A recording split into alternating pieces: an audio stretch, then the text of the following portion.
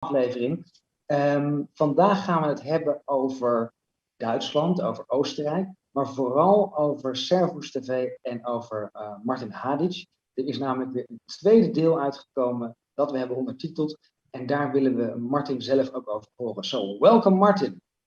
Welcome Willem, thank you very much for having me today. Thank you. It's a pleasure and an honor that you come on the show again. It's great to see that you're constantly working. You have infinite energy, so it seems. Well, that's not really true. I mean, as you know, working in a team as well, it always depends on the team that tries to facilitate some things. And I am in deep thankfulness and that I got the chance and the support to try to contribute to somehow to a stabilization of the situation, because as you know, the society is divided in parts. We're drifting, we're turning to enemies, and I think we should try to facilitate some kind of rejunction and of peace and of I would say cultural exchange in between those, so that we can go in discussion without seeing the other as an enemy. Absolutely, and this is really important. This is also why I try to press on refrain from using derogatory terms as sheep or anti-vaxxers, etc. I think it doesn't help. It only keeps the power structure where it is. The polarization between the unvaccinated and the vaccinated is a lose-lose situation. I'm quite worried about the health of people who are participating in this medical experiment, but I don't see them as evil people. I don't see them as a threat to my own health. I feel a lot of empathy because I feel that they have been fooled, they have been deceived. I think you're absolutely right. And you see, me as a medical doctor, I absolutely share these ideas. I never would blame them for having been vaccinated. I think if only a part of the stories which are actually related to these products injected into people, if only a part of this comes true, they will need our medical support and human support in future very, very much. Exactly.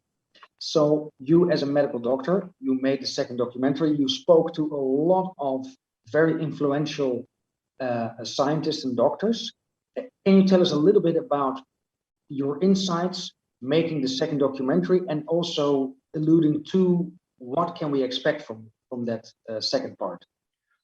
Well, you see, the first part of the documentary was more in general, a general approach, how the story began and how it developed and so on. And for the second part, we tried to focus on those decisions that in some parts very hard impacted the population, mostly in industrialized countries, not only, but mostly.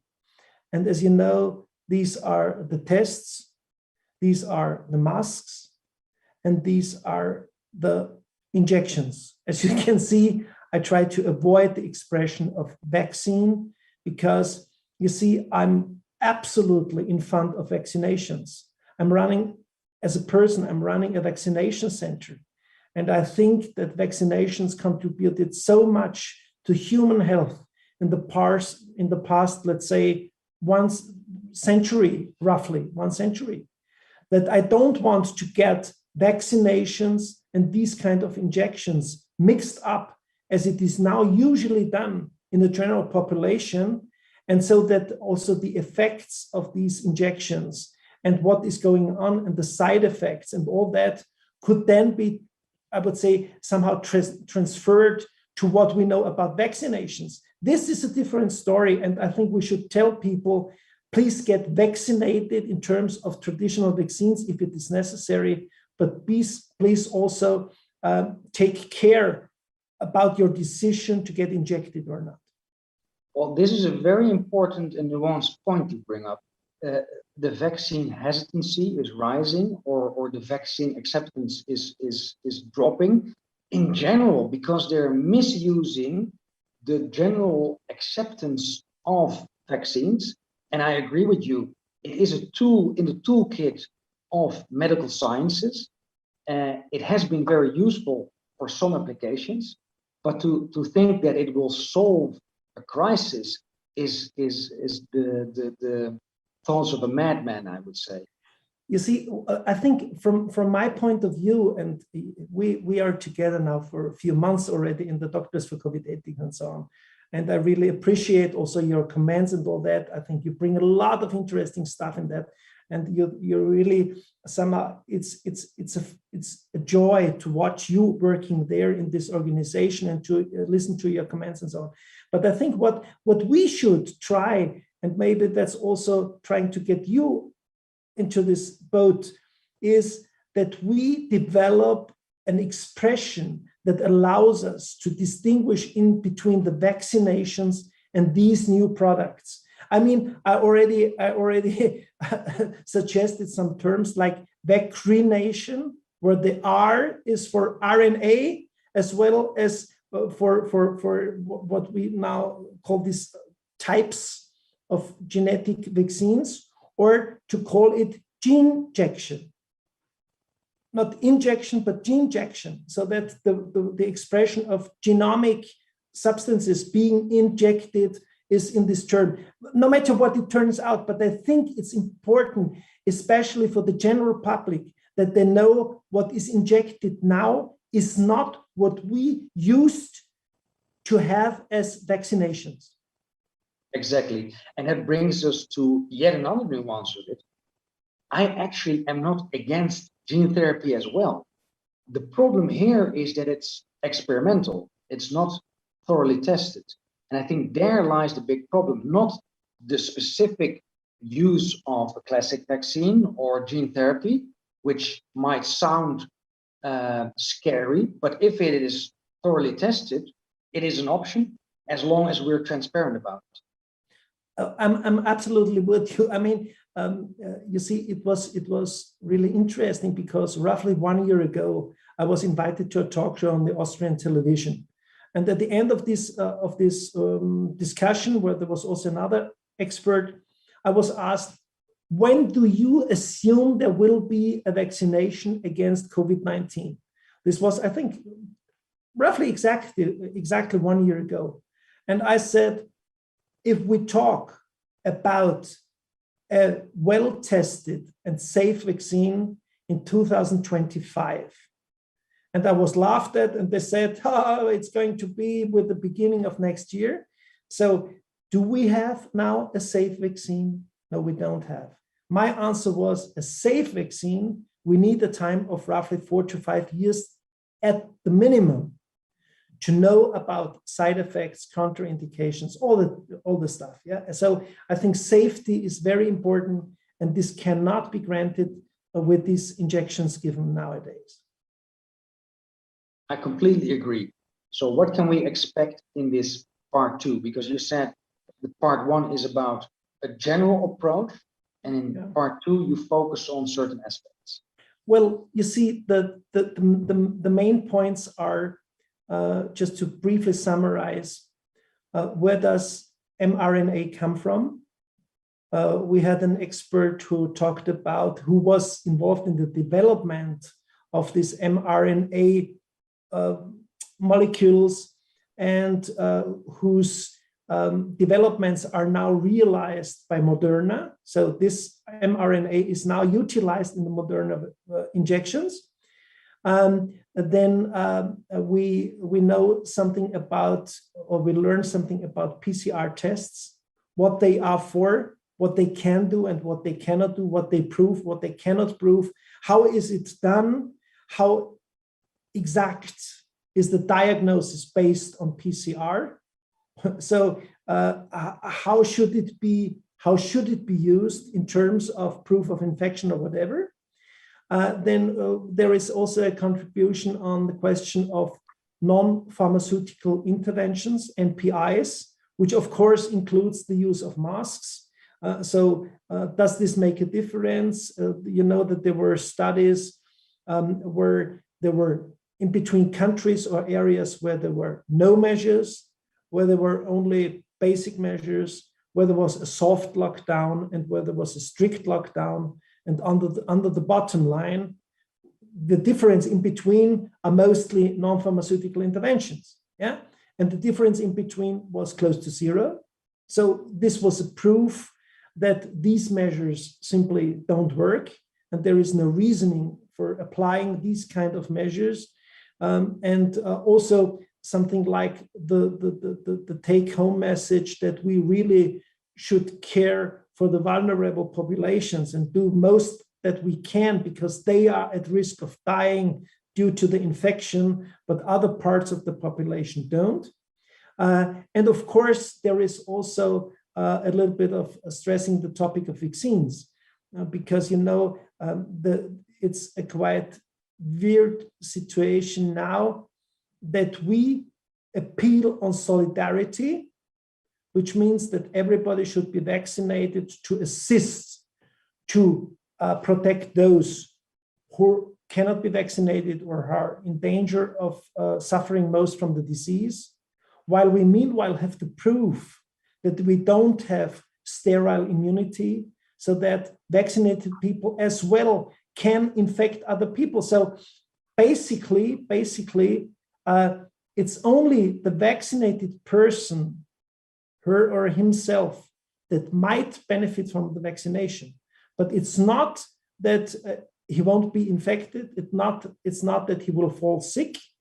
I mean, what we know is if you are vaccinated and if you're running the risk of falling severely sick, this might be diminished. This is one basic fact. But also you will be able to transfer the bug to other people. So you might stay infectious no matter whether you are vaccinated or not.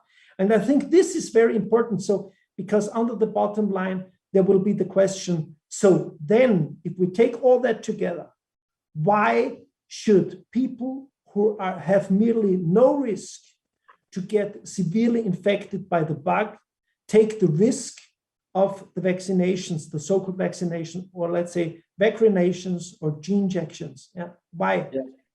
I completely agree. And if you look at the STIKO in Germany or Gezondheidsraad in Holland and Austria, every country has these institutions. It's very strange. I mean, in Germany, they stuck by their guns and said, well, if you look at the risk-benefit ratio, it doesn't make any sense to inject children because this group doesn't add to the transmission that much, doesn't benefit from the possible less severity because they don't get severely ill. And because of the lack of sterile immunity, it doesn't do anything to break the chain of transmission. Yet, we see that a lot of politicians still want to push through. How do you explain that? Well, you see, it even goes further. I mean, the one wrong story which leads to the fact that even pediatricians support the strategy of injecting children is that it's their duty to protect the whole public, which does not make sense. It's a wrong story, but it's still believed even by pediatricians. And I feel very sad about that because they have the duty to inform themselves and they should know that this is still experimental and that they might harm those who get injected. And in the balance in between benefit and risk, it's very clear that especially in this age group, it's most on the part of risk and not on the side of benefit. So I think this is in clear contradiction also to what we as medical doctors promised. And the other thing is, I mean, by these means, they try to block a natural reaction, which means that those not suffering from the disease, if they get infected, and they might not even be aware of the fact that they are infected, they will contribute to what we call herd immunity. So they will be transmission blocking, yeah, in contrast to those injected. So all the measures, as from my point of view, try to inhibit the natural stage of infection with subsequent immunity and contribution to herd protection. And instead of that, people get injected. And another story, which also, I don't know why, but which does not penetrate the medical society, is COVID-19 is a treatable disease. It's a treatable disease. But I know as soon as this is generally accepted that we can treat COVID-19, and there are several protocols who have proven beneficiary for those who were treated. Yeah. But as soon as we accept that, you know, and I know, and especially certain organs know, by the next day, we wouldn't have any injections anymore, because these emergency use authorization in the English-speaking countries, or what we say, this, I would say, preliminary kind of acceptance of these injections by the European medical authorities, yeah, is limited by the fact that it's over as soon as we have treatment. So yeah, now you're referring to the unmet medical need. We see only treatments being allowed that treat the severely sick. So the first line of treatment is blocked systematically. And then we're talking about HCQ or IVM or budesonide. There's, I think, more than 10 substances that have shown effectiveness. And there, again, I think you point out correctly the whole reason why these treatments are blocked. That cannot be a medical reason. It has to be a political or an economic reason. You see, what we know, this is quite common in medicine. You have various stages of an infection and the maybe resulting disease. So you have something that is asymptomatic, where you don't have any symptoms. Then we have something we try to address by a term which is subclinical. So you might have some not very specific symptoms, not severe symptoms, and you are not even interested in what you got or what you didn't get because it solves by itself. Then you have the disease, which you might cure at home.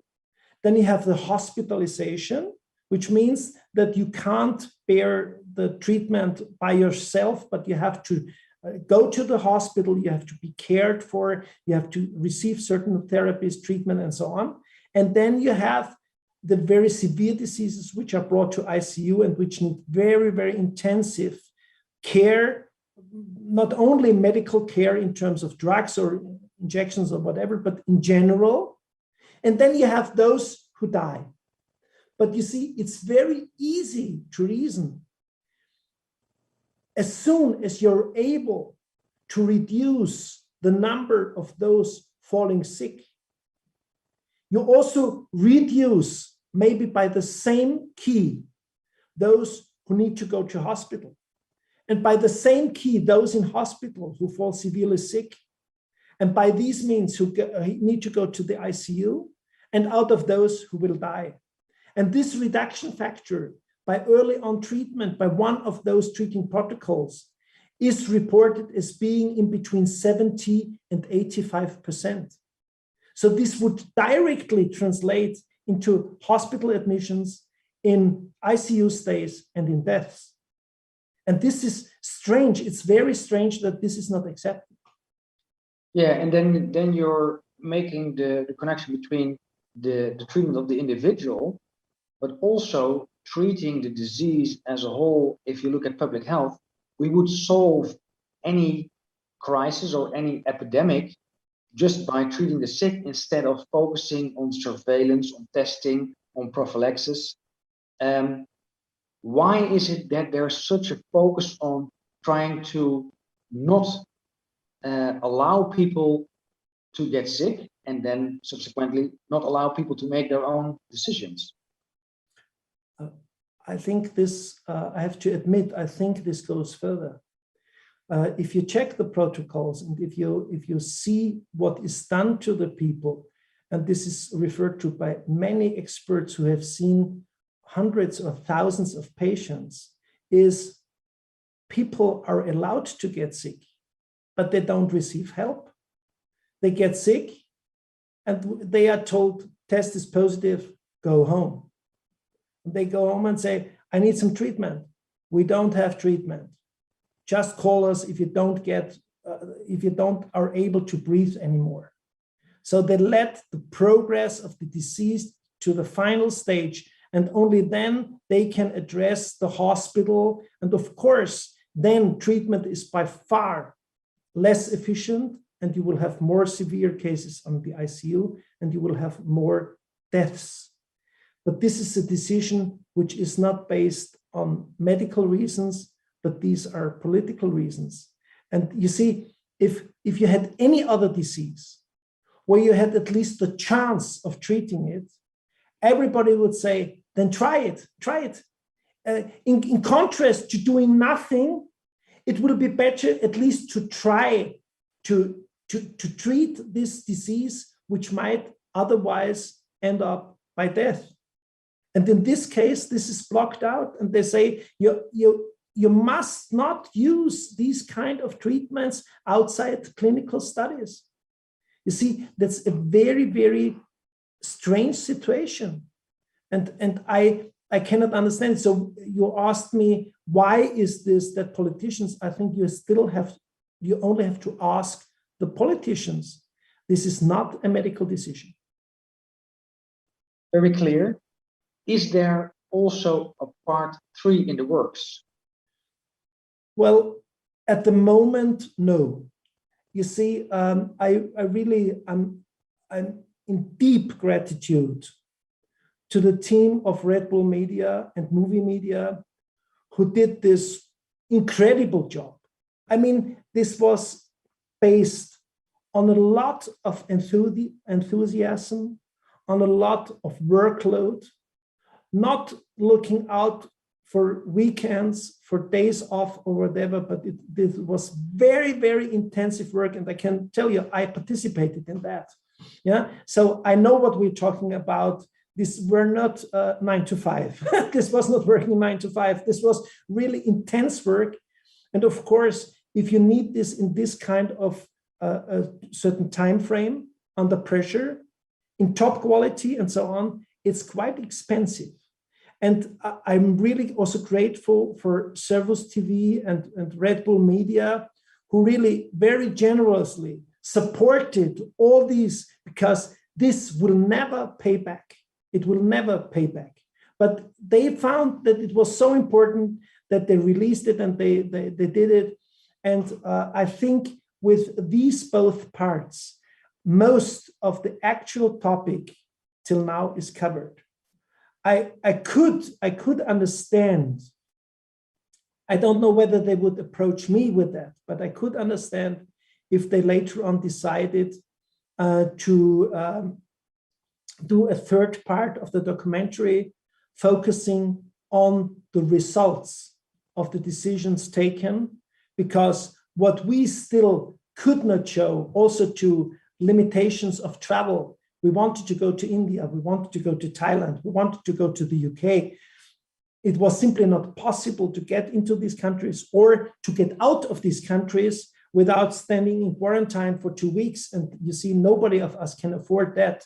Yeah, but you see, what we still miss, and maybe this is interesting for the auditory, because we could be blamed just to focus on the problems of highly industrialized countries. So where we still are in some very, very good situation and neglecting the collateral damage that caused the resurgence of certain diseases like malaria, like tuberculosis and so on, which people are not suffering only from it, they are dying from it. Yeah, but due to the breakdown, which was caused by financial crisis and so on, by the loss of exchange, by no more travel to those countries, by breaking down even small businesses in these countries, we really have to focus dozens, of millions of deaths as a collateral damage, not to SARS-CoV-2 as a virus,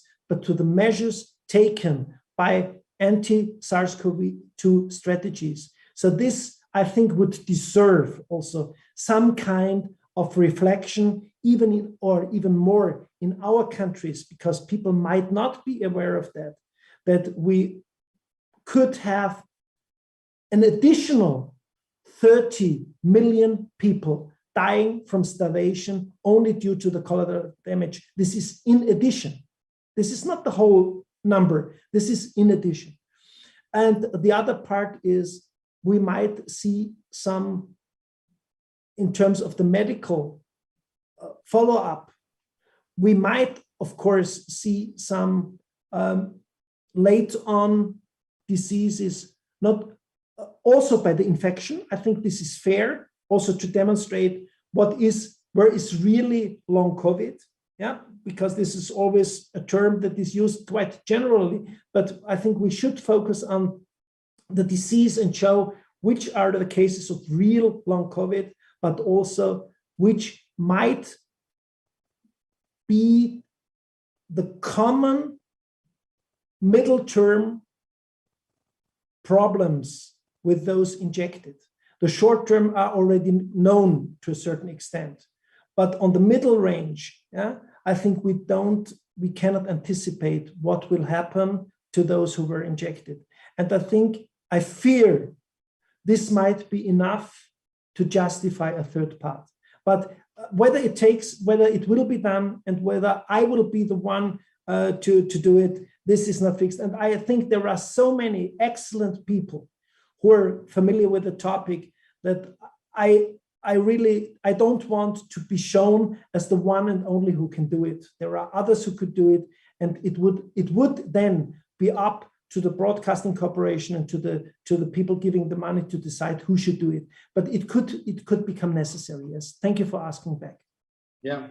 So that brings me to one of the final questions.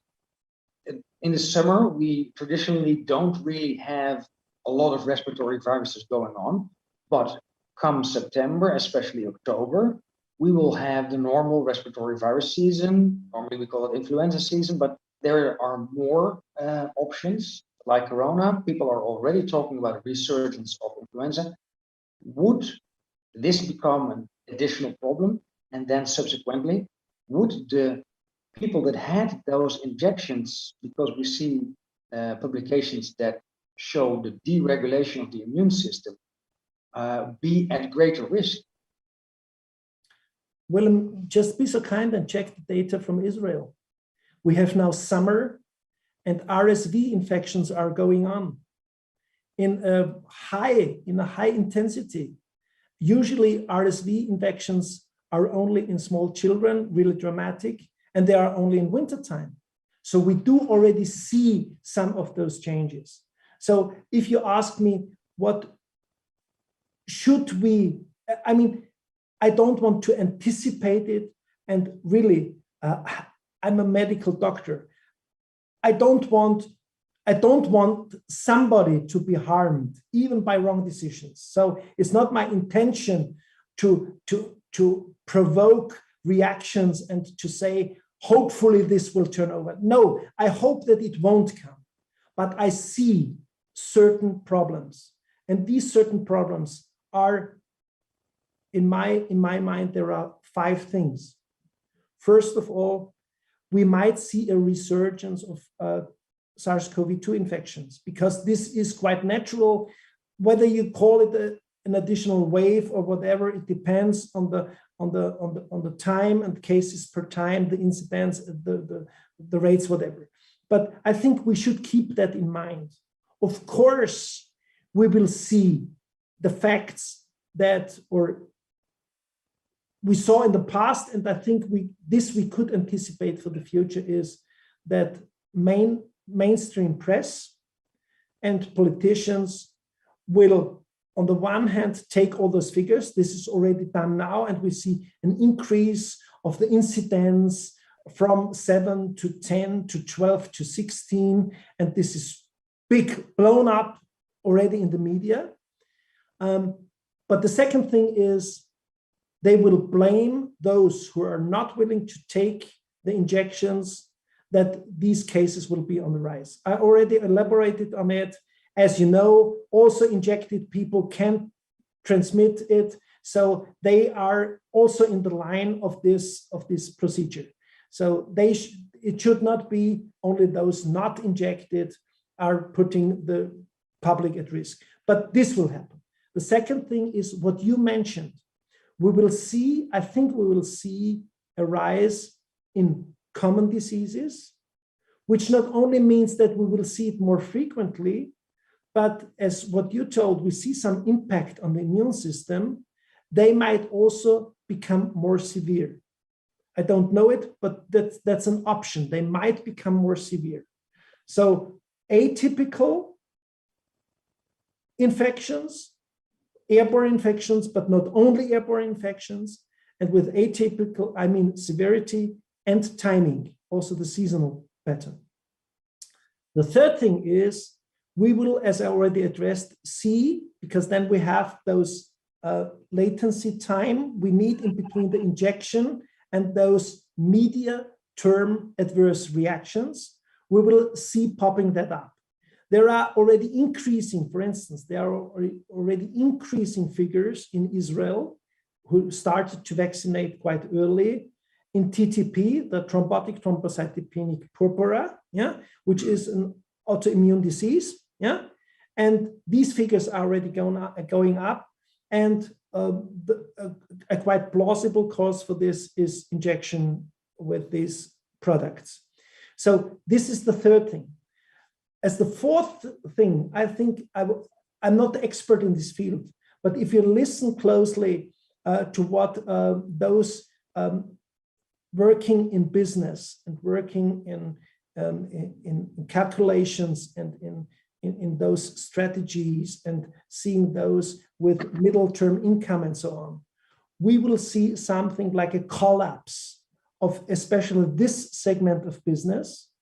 And based on that, this is one separate thing I think we will have to face by fall or winter.